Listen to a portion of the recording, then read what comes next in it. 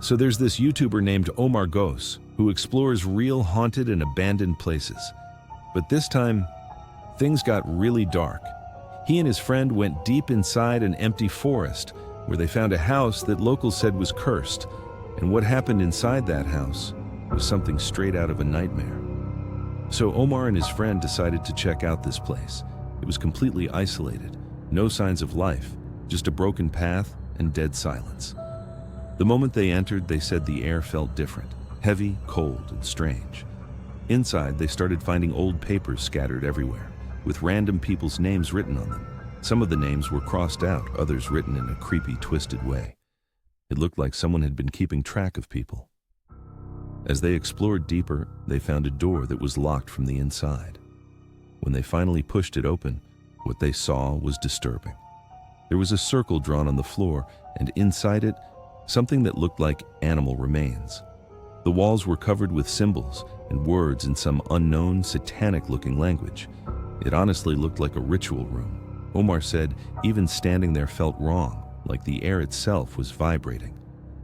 And then it started. They began hearing footsteps from another room, soft at first, then louder. They stopped moving, thinking maybe it was an animal, but then came voices, whispering, and a strange kind of music, like chanting mixed with humming, not from this world. They panicked and ran to a separate room, hid inside a closet. Omar said his heart was beating so hard he thought they'd hear it. From inside, they could still hear that strange music echoing through the walls. After about half an hour, they quietly peeked out, and what they saw was terrifying. There were 3 people dressed in black, standing near that same circle. They were swaying slowly and chanting something, some kind of ritual or curse. Omar's friend's foot slipped on the floor, and they made a small sound. The people turned toward them. That was it. They ran, full panic, through the hallway, out the door, straight into the forest, not looking back once. When they finally got to safety, they said they could still hear that strange sound in their heads.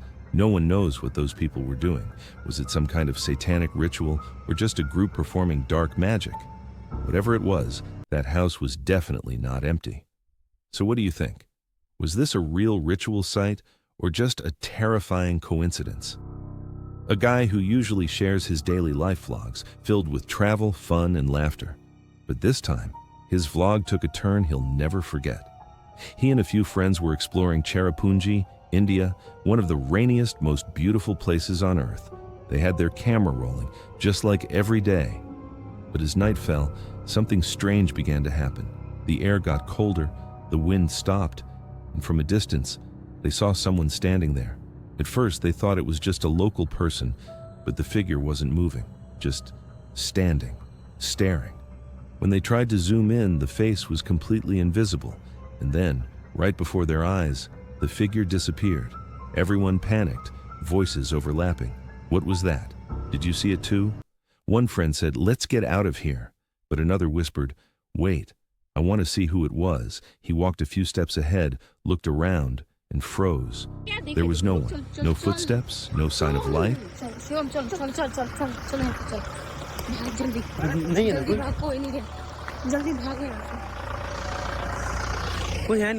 Of life, and suddenly, the old swing next to them started moving on its own.